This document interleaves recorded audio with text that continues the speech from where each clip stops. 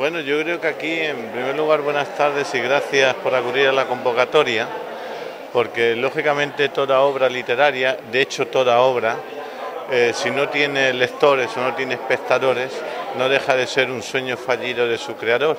Y en el caso que nos ocupa, visto la cantidad de gente que ha acudido a la presentación, yo creo que en este caso el autor se puede sentir satisfecho. No sé si de tener muchos lectores, pero desde luego sí muchos amigos, admiradores de su trayectoria humana. Este es el caso que aquí me ocupa. Yo no voy a poder ser imparcial ni justo en cualquier observación que haga sobre la presentación de los cuentos que nos presenta don Carlos. Y le digo don Carlos no por su edad, sino porque don Carlos era cuando a mí como alumno me enseñaba. Así que cuando el alumno viene a rendir homenaje al profesor, malamente puede criticar al profesor, entre otras cosas porque el resultado del alumno es lo que el profesor hizo de él. Y yo creo que a mí me hicieron mis profesores muy bien. Estoy francamente emocionado de por segunda vez venir a presentarle un libro a quien a mí tanto me enseñó y espero de todo corazón que ahora que está tan entredicho eso de mantener la actividad después de jubilarse porque la gente se deprime, pues yo creo que aquí tenemos un claro ejemplo de que la vida no acaba hasta que no llega el último aliento. Y desde hoy al último aliento pueden faltar todavía no pocas obras de este autor emergente, sorpresivamente descubierto para no pocos lectores en la ciudad en la que él formó a no pocos alumnos. Así que enhorabuena y muchas gracias. Muchas gracias, Jesús. Emociona oír a Jesús dedicarme tantos elogios. Es verdad que allí estábamos hace ya muchos años, hace unos cuantos, no quiero decir demasiado, que Jesús va a parecer... Mucho, porque estoy a punto de jubilarme. Pero claro, cuando ha dicho que estamos a punto, que yo he llegado tarde, pero el problema de aquí ya es mi edad y me puedo ir pronto. Yo no creo que mi producción literaria vaya a ir muy lejos. Es verdad que ya le he dicho a don Jesús, a mi amigo Jesús, a mi alumno Jesús, le he dicho que tengo muchos cuentos, tengo muchos libros empezados, porque lo que era un divertimento de pronto pasó a ser una profesión en un momento difícil, porque la gente lee menos. Pero también me ha llevado por unos caminos que no conocía, que es el de los libreros, donde me he encontrado gente verdaderamente interesante. Es verdad que todos se quejan de lo mismo, de que las nuevas tecnologías, las tablets, la propia televisión ha quitado de los hábitos de leer, pero aún así todavía... Bueno, hay la editorial, hace pocos días me ha dicho una cosa muy curiosa, que se escribe más que nunca, se está editando más que nunca y se está leyendo menos que nunca. Eso es una realidad de estos días, pero en fin, aquí estamos, vamos a hacer la presentación de nuestro libro y que Dios nos ampare.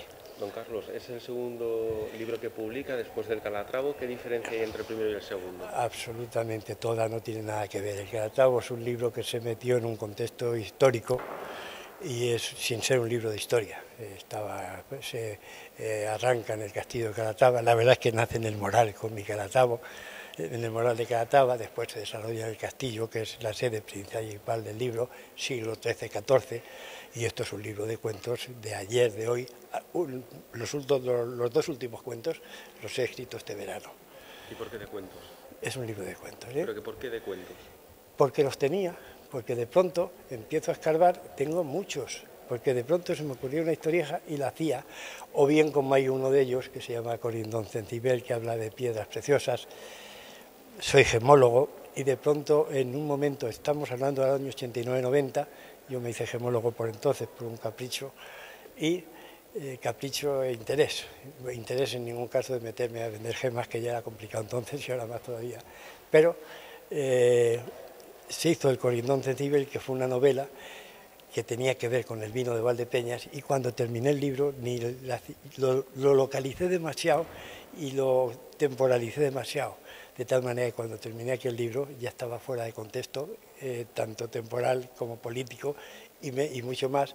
El vino ya no se hacía de igual.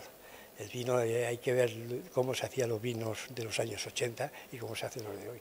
Y entonces había cambiado todo. Y entonces, ¿y por qué un libro de cuentos? Pues porque tengo muchos. Y de pronto empecé a guajear, digo, anda, pues esto se puede publicar. Y si ya me divertí el año pasado con lo del Calatravo, pues vamos a seguir divirtiéndonos. Es posible que salgan más.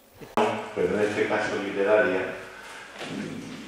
no tendría ningún sentido si no tuviera lectores. Sería en el sueño posible, pero no materializarlo de quien entrega su creatividad, porque a estas horas, en una ciudad como la nuestra, que no difiere tanto de tantas otras, tener medio salón tan amplio como este de gente y venir a escuchar a un autor literario en estos tiempos en los que tampoco se lee, ya te puedes sentir satisfecho de estar aquí.